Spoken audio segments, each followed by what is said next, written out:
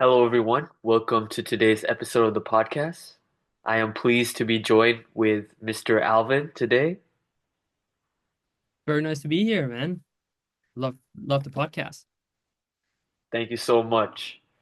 For my audience who isn't familiar with Alvin, Alvin is the CEO of Nexus AI, your AI-powered analyst, which transforms recordings of meetings to notes, creates reports, and simplifies knowledge management, which saves you time to focus on delivering results that matter. Alvin is also the host of Thailand's leading AI podcast, The Rise of Intelligence, with a mission to bring high-quality content about startups, technology, and business know-how, aimed to foster Thai tech entrepreneurs who will innovate and operate on a global stage. Be sure to Thank you. check out his page on YouTube and TikTok. The link will be in the description down below. That's a very kind introduction. Thank you so much for coming on to this episode of the podcast.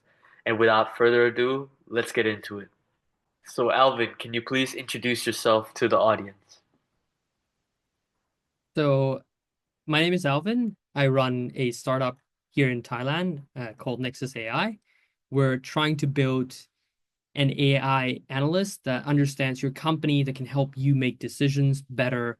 And this AI will scale globally. We're building it with a global ambition to scale it worldwide. Alongside of what we're doing with Nexus AI, we are running one of the leading AI podcasts in Thailand aimed at educating business owners and SME startups in Thailand on how to effectively use technology to build a business that can scale as well. So that's our passion. We're both a technologist and an educator at the same time. And we hope that our technology is able to add value, but more importantly, when we go global, we don't want to go alone. Our mission is to take along and bring along companies that are forward thinking, like ourselves, into the global stage. So that's our mission that we're on, and that's what we hope to achieve and build a better future for Thailand. That sounds like an amazing mission, and I'm glad that you're doing this because it's inspirational and transformative to the people and everyone that's being a part of Nexus AI, as well as people who watch your podcast. And I'm extremely glad that you took this initiative to make Mm. it happen and you're working towards bigger goals and bigger dreams. Thank you. So, with Nexus AI, what inspired the creation of Nexus AI and what makes it transformative? Also, when did it start and were there any challenges that you faced in the creation of Nexus AI? Mm. So let me unpack that a little bit. So we started before we started Nexus. Nexus was the idea of it was conceptualized in October of 2024. And before we built that business, we actually had a running podcast for about 8 to 9 months at that point, and it was growing very well. It was attracting a lot of business leaders, senior VPs at big companies, and also mid-sized companies around Thailand. So we conducted frequent workshops around AI, how they could integrate into their business. And from these 6 to 7 workshops with about 300 leaders, we identified a pain point that most of what they're trying to do with AI is trying to get basically this super assistant that can come into your company and understands your full context, knows about your employees, knows about your business, knows about your partners, knows about your customers, and understand all of the key element that you have in your business. And that this AI could be able to recommend, give advice, help make decisions on critical and key matters. But the current state of technology with ChatGPT around, ChatGPT doesn't have that full breadth of context around your company. It is a very smart assistant, but this assistant lacks that context. So we seek to build out that part by first creating an AI note taker that goes into your meeting and understands every single detail that you're conversing about. So in these sales meetings, it will start to understand your customers. In projects meeting, it'll start to understand your key projects and what you're building. In your product meeting, it will start to understand your product. And from this understanding, the AI will be much more all-rounded in your company to help you make better decisions, like when should we launch this product? Which customer should we target for this certain thing? In that way, companies will be able to use AI much more effectively because it's an AI that is a super assistant that understands my context, my business, and my customer. That's the conceptual that we started with. Along the way, when we were building it, of course, there were many challenges. We had to pivot it our way around. We had to understand the key segments of the customer better. And the development challenges also took up some toll, but I'm very proud that we were able to get from an idea to first customer, first paying customer within the first 4 months, from idea to first paying customer, all before we launched the product. So this concept we got from a very well-known startup founder in Thailand called Harprem. His name is Harprem, and he would basically advise companies that, before you build out your product, always try to test out the idea on paper with customer. Try to sell them on the concept first. If there's people paying you money to basically buy this idea, pre-sell on this idea, it means that you're somehow on the right track. It means that you're somehow solving a pain point. And so that's what we did. So we sold the customer on the idea first, and we got about 2 to 3 customers, 2 to 3 paying organization that signed up. And that's when we really knew that we had to now build and go to market.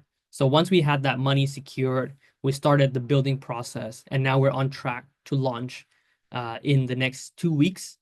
And that is about from idea to actual launch, it's about 6 months.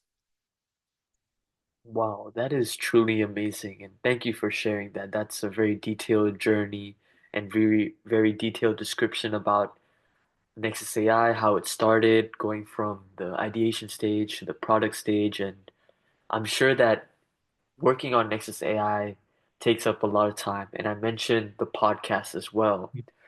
So how do Mm. you manage your time between Nexus AI and hosting the podcast to achieve your long-term goals and visions that you Mm. have for both? That's a very good question. It's exactly right. Building a product takes a lot of time. I didn't realize the depth of time that it would take, the amount of time and energy and brain space. Like the more important thing is not just the physical time that you have to spend, but it's the brain capacity that you have to think. Because if you look at if you're able to have a microscope inside my brain, it would be 80% of my business or work thinking, 80 to let's say even 90% is about building product. Because as a customer previously to ever building an app, you never realized that every single thing that you use, these were designed by someone, and they had to think about every single thing that goes into it, how the customer would interact with it, how they would use it. Why does this button have to be placed here and not there? Why does this page have to be here and not there? Right? So there's a lot of nuances, a lot of details that goes into building a product. And I never realized that before actually jumping on and building yourself, that now I start to see, and it's enormously time consuming, but also very energizing. If you like this process, it's very fun. So I spend a lot of my time building Nexus and thinking about customers, like where do I want to go with this? I get asked a lot by investors, like, where does this lead 5 years from now? How is this different from ChatGPT? How do you defend against that? So you end up when you spend time building product, you end up spending 80 to 90% of your time thinking about the product. So I'm very glad that I have a co-founder who specializes in marketing and spends most of his time now on doing marketing. So that's my co-founder, Mark. And I think for any business to run well, you need to have that sort of specialization that a person is well versed in their domain and they they do their part and they build up their capability, because a business isn't about any one person, but it's how do you run an effective organization that everyone is good at what they do and they all add in to the business. So I'd say the rise of intelligence currently, majority of it is handled by my co-founder and business partner, Mark, while I do more of the product building on Nexus. So, in terms of Nexus AI, can you share how Nexus Mm, AI has impacted your life in particular, and what are some of the key differences you have felt had been made after Nexus AI came about? mm. So personally, in my life, we're at the stage where we haven't yet launched. So we're about to launch properly in the next 2 weeks. So it the product right now, it's a big thing. It's a big part of my life, but not many people know about it yet, right? Because the product is still something that's out of the consumer's hand. So for me right now, building this, it's been a personal growth journey, but I'm also very excited to see this product, and you want to see it get into consumers' hand. You want to see how does it perform? What do people think about it? But for me, it's a personal growth story. And right now, I'm just looking forward to getting this thing out into the hands of people that are going to be using it, and looking forward to getting those feedback to improve the product and to make it continuously better. So, speaking of Nexus AI, what has been the most remarkable and impactful lesson you learned while you built it? Mm. I think the most impactful lesson is really, it's two ways, right? Like, I think this is often not talked a lot about in the media landscape, because usually when you hear CEOs or people who are building products and they've gotten a certain level of traction and success, they would paint the picture more often than not as a very glorious journey, that it was always a single line to success. But when you look deeply into how they actually got from where they started to where they're now, sometimes you'll hear people get very honest. I'd highly recommend people like Brian Chesky from Airbnb, where he would talk about his journey to building Airbnb. And usually, from the process from where you start to where you end up, it's a very curvy line. Like, it's not a single straightforward moonshot, and you don't really know where you're going when you start. I would describe this a lot like you're walking up a mountain, and in this mountain, it's very foggy, it's very misty. You don't really see your next steps. You don't see the peak. It's very far. Like, it's way far from where the peak of the mountain is.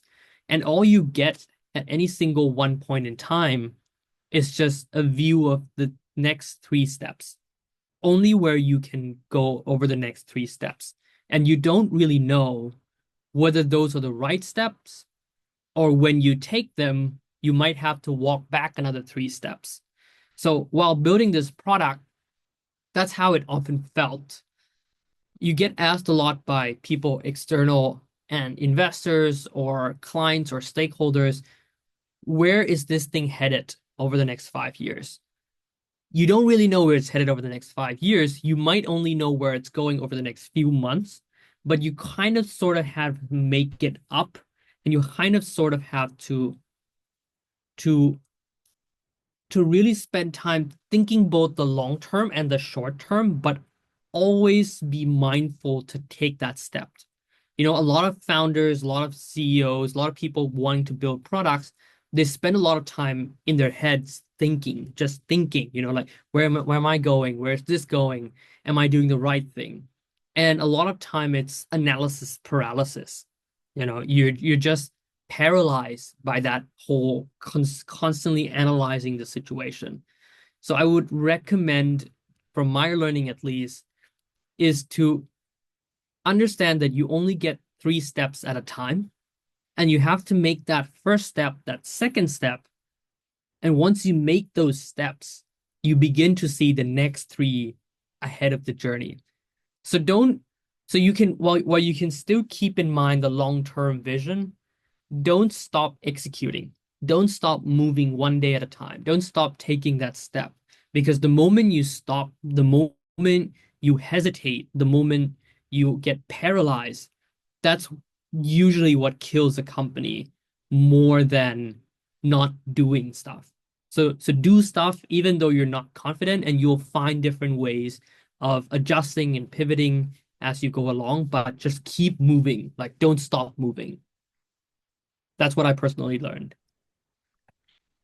Speaking on the topic of moving and personally learning and just keep on going, something about AI and technology is that it keeps rapidly changing on a daily basis, and there's so much advancements that are being done. So how Mm. do you stay adaptable with Nexus AI as AI and technology continue to constantly evolve? That's both the beauty and the challenges of working in this industry, I think. The beauty is that everything gets better every day. The models get better, they get smarter, it integrates into your tool gets better automatically, right? Like because you're integrating with the leading models of the world, therefore everything that you're doing now will be 10x better in a few months or a few years. That's the beauty of it, is that everything just keeps on going up, and it seems like it's going up at a rapid pace. But the challenge here is to keep yourself nimble enough to pivot and adapt to the market, right? Like you still have to have some long-term vision of where you're going, because otherwise you're like a boat in the big ocean where there's tsunamis happening, there's wave, there's thunderstorms, and if you don't have an end goal in mind, if you don't have a place where you want to be, you can always sway and swift according to the waves, and that is not a good thing. That ends up you'll end up drowning inside of that chaos. But if you have a goal in mind, but you're always trying to stay nimble, and that the way we do that is we keep our team very lean. We have very few people working on Nexus, and all those people come in with the mindset, knowing that things can change any single day, like things can really pivot. If this technology becomes irrelevant, then we should quickly move away from it while still keeping true to our core North Star of where we want to go. So we need to have that North Star clear, but the road to getting to that North Star, that can change depending on how things are moving in the market. And you just have to keep basically very present. Like you can't afford to not look at the news, look at what's happening, and you can't afford to lie to yourself. That's the biggest thing that I've learned is if this certain update is going to make your technology irrelevant, you have to deal with it head on rather than saying to yourself, I know I'll have time. I know I'll be able to do it. Our technology will work. We're better. Like if you know it's a present threat, deal with it, find a way around it rather than ignoring it and saying that you'll be fine. Because ignoring a threat or ignoring changes in the market, that will be the quickest way to demise, I think. Speaking of threats, some people would consider AI to be a threat to their field, to their Mm, opportunity. And as someone like you who's in mm, AI and in the field, you have Nexus AI, like we mentioned. Where do you see the mm. future of AI in fields across various industries? And will AI be a threat? And what can we do to avoid AI threatening us? Mm. That's a good question. And I think you need to look at it in two time scale, right? There is a short-term time scale of saying, hey, this is what I do currently. This is my job. I may be a graphic designer. I may be a copywriter. I may be a lawyer. I may be a financier. Maybe I do jobs that today AI technologies are getting so good at it that I'm questioning whether what I am doing today will still remain. And that's a fair question, right? And maybe what you're doing today, what your current task list looks like today, will become completely irrelevant in the next year or two.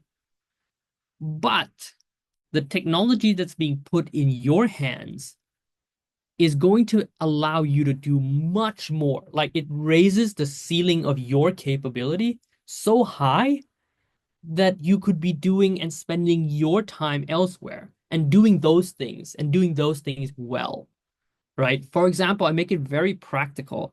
If you're a content creator today, it's not the demise of your game. It's actually AI is enhancing what you do because now you can be a solo person who builds a big media channel, a big influence around the world just with one person and a lot of AI tools surrounding it. You can use ChatGPT to come up with the thumbnails for your YouTube videos. You can use other AI tools to help you edit videos. You can brainstorm ideas for content strategies with another AI tool. You can send messages and do other stuff with the different AI tool. And that really saves you a lot of hiring and resources. And it allows for smaller and smaller companies to have bigger and bigger impact in the world. That's what we're seeing with our organization. We're building a software application, and in the past, you would need to have a lot of developers working on a project. But now when you code with AI, you reduce the amount of developers you need. Therefore, a smaller startup can have bigger impact. And we also use AI in our content strategy. We use AI in coming up with ideas for which market we should tackle. We use another AI to do cold outreach to our targeted potential so that we're able to best convert new customers. And all of these are powered by AI tools. And it helps us rather be a small company and allow us to do big impact and look bigger than our actual size is. So I'd say in the mid to long term, it's very empowering. In the short term, you should upskill yourself so that you go beyond just the few tasks that you're currently doing into the tasks in into realizing that AI has big potential and trying to use these tools to your own advantage to do more in the future. That's actually quite interesting that you mentioned because it's something that is a part of our lives and like we use it for many different things. Like you use it, you mentioned, but it's also how we upskill ourselves to be better and to Mhm. have more skills and also use AI to complement some of the skills that we have. And it could, it's like you mentioned, great for different companies. So Mhm. you can get a lot more done. You don't need to have that many people working on it. I would go on to that same topic about, the benefit of AI and Nexus AI in particular. Why should people and company use it? Why should people and companies use Nexus AI and how can it benefit them in particular? Mm. So companies nowadays are trying to figure out how they can the companies that we're selling to, it's not everyone. We're not trying to spread ourselves thin by selling to everyone, but the people we're selling to, these are mostly software companies, fintech in B2B enterprise software, where the problem they're having is that they have a lot of projects that they're engaging in. And these projects, they're critical to the business. It's part of the key values that they're delivering to clients. And the thing is, with all of these projects running simultaneously in a bigger organization, you lack visibility on ground of what's happening. What are your clients saying to your project managers? Your project managers also forget how these projects are going because like you go into a lot of meetings, you go into a lot of client engagements, and eventually you lose track of these scopes and you lose track of what was said, what was agreed, what was done. Therefore, our tool is a big supplement to project managers, to sales in this long and complex sales process and these project process that often take a lot of time and requires you as a human being to remember and run all of these information and keep and store it in your brain. So we're outsourcing from our brain and we're storing it in the AI, that you can record all your meetings, you can record all your calls. It's stored in one single brain that's very smart that you can query and talk to at every single point in time.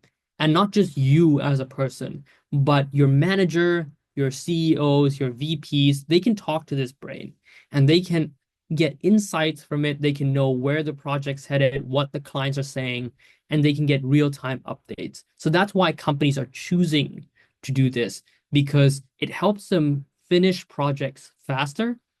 It helps them store all information so that everyone is aligned on the same theme. And that also, in the end, makes projects complete faster. And it turns out to be real money making, because for companies that rely on completing projects on time, those companies really benefit from Nexus AI. So you have Nexus AI, like we mentioned, you have the podcast, you're obviously doing a lot of great work for people out there, like we mentioned, companies that, you just mentioned people, you're also inspiring um, different people, different founders, which I think is a great thing that you're doing. So that leads me to ask you, who, if any, inspired you into this path and all these creations of the podcast, the Nexus AI? Is there anyone Mm. in particular that inspired you? There were a couple, but the most notable that I could think of, there are two key individuals. One I don't know, the other one is a family member. So the first one that I know of and that I love a lot is my uncle. So when I was very young, at around 13, 14, he basically introduced me to the world of technology through Apple. His passion was like a lot about Apple, Steve Jobs, and he basically indoctrinated me into this cult of Apple, into technology, and he taught me a lot about how to build, understanding the world of tech, who's doing what, how to build in tech. And all of this knowledge, basically, I got learning by watching him and learning from him. And that really inspired me to the second individual, which I don't know, but has had a big impact in my life, which is Steve Jobs. If you grew up at the time that I grew up in, where Steve Jobs was still alive and he was building Apple out, I was there from when he was launching the iPhone, the first generation of iPhone, up until when he passed away. You could see how the man thought. He's a very thoughtful guy in terms of designing the product, and that had a big impact on my life. Because Steve Jobs would talk about designing the places where most people wouldn't even look, but making sure that those details are done right, so your product ends up being very seamless and it works. It just works when it's on the consumer's hand. And that philosophy of designing products has really had an imprint on me, because that's how I see us building technology also. It has to just be simple. When you get an iPhone, it's just simple. Your grandma can use it, a 5-year-old can use it. Anyone can use it. You don't need a manual. You don't need somebody to come and teach you how to use it. It just makes sense. And before it's that simple, there was a lot of thought that had to be put into it. Because to make something complicated simple, it's much harder than to make something simple complicated. And so those are the two individuals that has had a huge impact on how I turned out. And those are what I credit a lot of my current path and what I'm doing. I credit a lot of uh, inspiration to them. That's amazing. And the two key individuals that you mentioned are obviously um, impactful to you, but also someone else who came on the podcast mentioned Steve Jobs was their inspiration. So it's great to see Mm. that he's not only impactful to you and your creations, but also to other people and everyone around the world watching this. But if we were to look at your journey and if we were to go back in time, looking back, What advice would you have given to your younger self? Mm. If I look back, I don't have any advice for my younger self because I think everything that he did, he was on the right path, but I would just give him more motivation rather that, it's okay to take some rest. It's okay to, it's okay to just go out and, meet more people, do things that are more of that person's age because I think I grew up very fast. And at the age of 15, 16, I was already at networking events and stuff like that. So I would be more like, hey, relax rather than hey, do more. But I think everything that he did at that age has made it so that I am here today. Without all the success and failures, there was a lot of mistakes.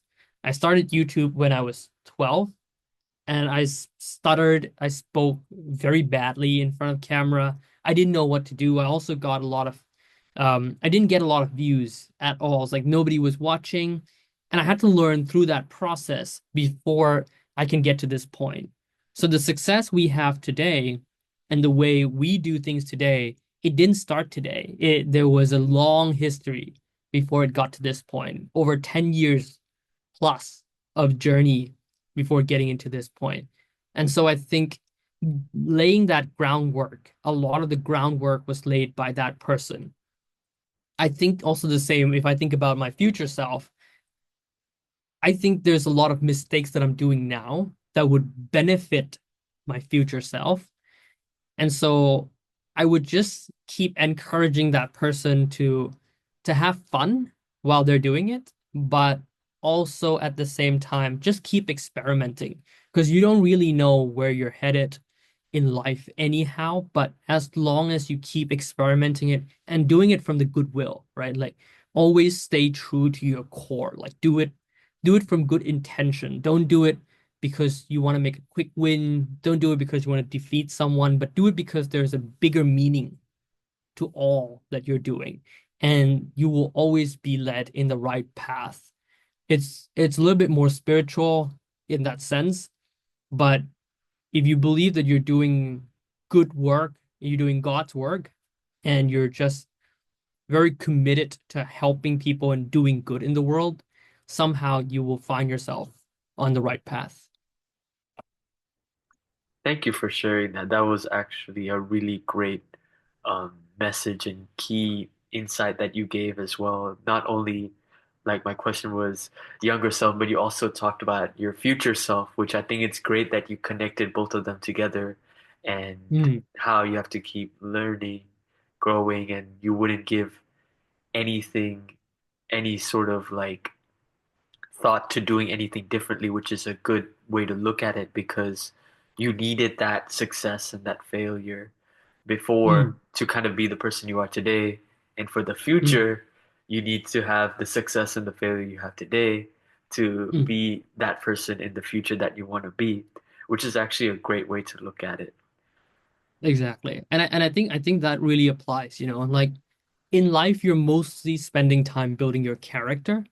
You're not it's not about the thing, because I'm sure you must have felt it. It's similar feeling to when you get a new iPhone. You wait your whole year, like you're like, hey, I'm gonna get a new product. I'm gonna get a PlayStation, an iPhone, whatever it is. And the moment you actually get that thing, the joy really dissipates after a few months, maybe 2 months at max. It's gone. But the journey to getting that thing, that's the only thing that's real. The same way is true with success, right? Whatever project you're successful in, the moment it succeeds, the moment we got 50,000 subscribers, it was very happy for like a day, 2 day, 10 days. And then you're thinking, hey, what's next? But the journey to getting there, that really builds your character. Like you have to build yourself. It's more about yourself. It's more about how do you be the right person to get that thing? And to be the right person, you have to go through that experience. You have to go through the hardship. You have to go through the success. You have to go through all of these journey. And so in life, most of the time you're just spending on the journey. You're not really spending on the milestone. The milestone is just there to keep you going, but you're just building your character along that journey. So that's how I would describe it, more or less. And every year, every lesson has its own meaning to it, and every lesson is important to how you turn out in the end. That's an excellent description and excellent elaboration of what you said earlier. And I think that's a great way to look at it because a lot of times people set their sights on that milestone, but like you said, that excitement, that energy kind of dissipates over a while because Mm, you're thinking about what you have to do next because you have to keep building yourself and building your character. And speaking of building, as you look in your whole journey to where you are today, is there any particular moment or year that was the most impactful to you in terms of your growth and your creation? And mm. is there a reason for that? For sure, for sure. More recently, I would say 2023 was a big year for me, not because of the success, but I was leading a commercial team at a startup, right? So I joined a startup, I was leading a commercial team, and within the first few months of me joining, running and heading the sales department, it was doing so well, fantastic, growing 4 times the revenue that it had in the past. And that's quick success really pivoted and turned into very quick downward spiral because we didn't build the right fundamentals to growing and we just basically pumped up a lot of the growth. And during that downturn, it taught me a lot.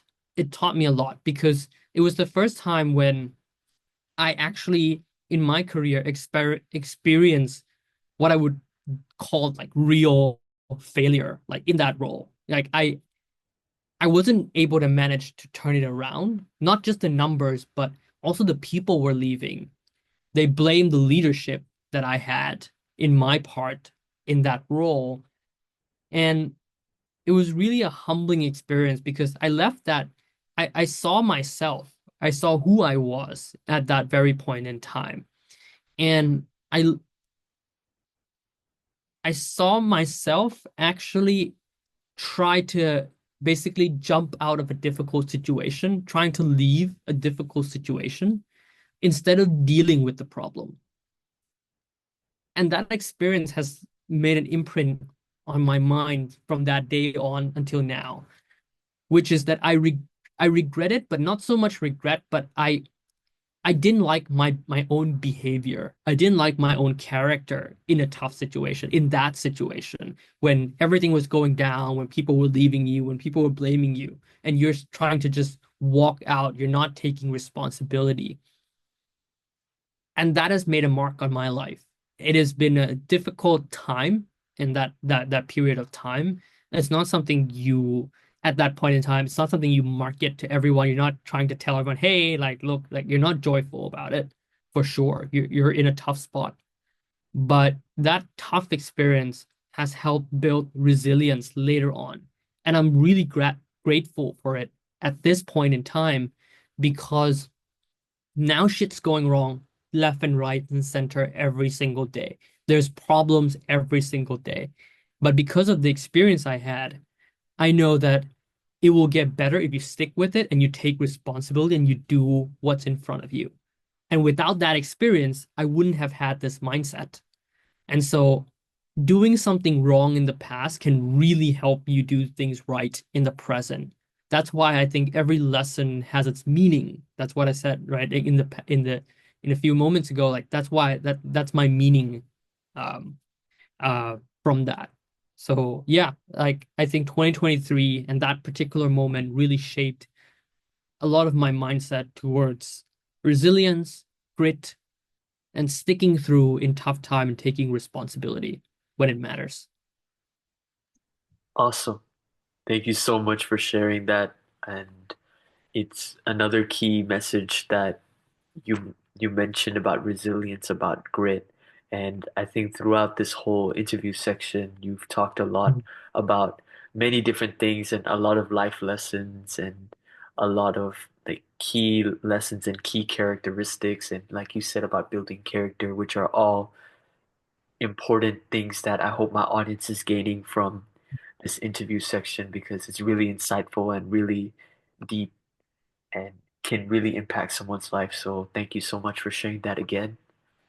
And as we are going to wrap up this interview section of the podcast, I would like to ask you one question, which I ask all my guests, which Mhm. is if you could voice one unique message to the world, what would it be?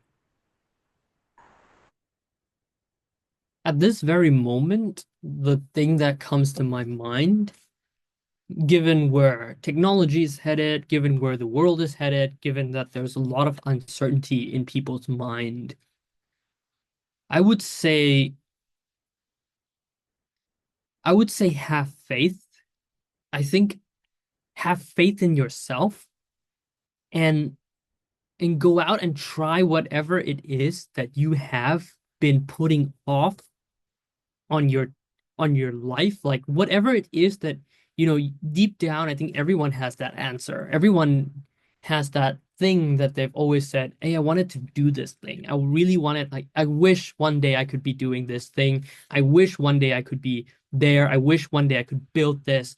And then they just keep putting it off. Maybe next year, maybe next 2 years, maybe next 5 years. Let me just earn a little bit more money. Let me just do this thing first. Let me do that thing first before I go to do that, the thing that I really wanted to do with my life.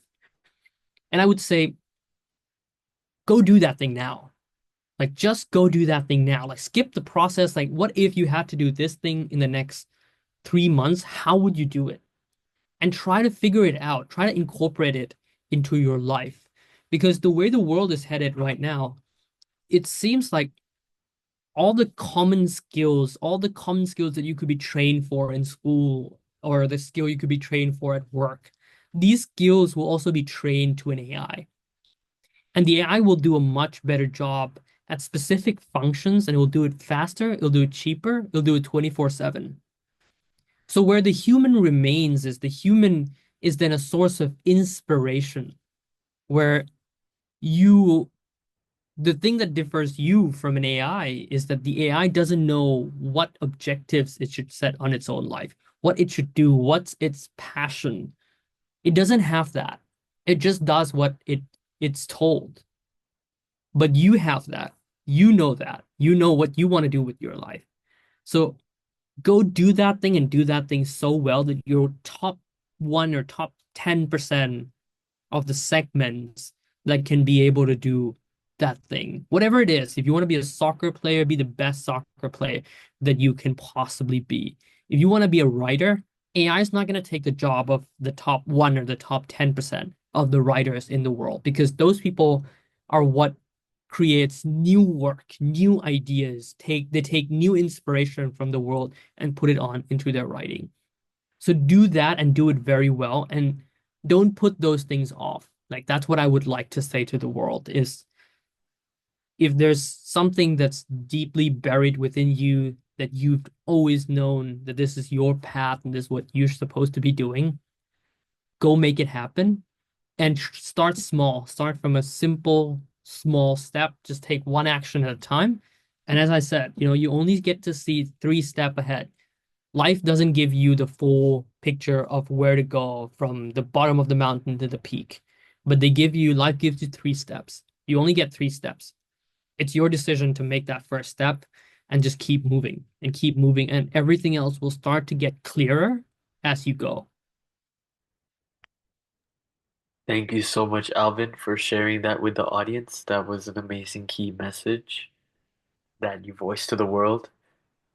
And with that being said, that concludes this interview section of the podcast. Again, thank you so much for being a part and giving up your time to be on today's episode. Hope you Thank enjoyed. you for inviting me for this episode. It's a lovely conversation that we're having today. Absolutely. And to my audience who's new to the channel, if you haven't already done so, please make sure to like, subscribe, and share this video if you did find it interesting. And I'll see you all for the next episode. Goodbye.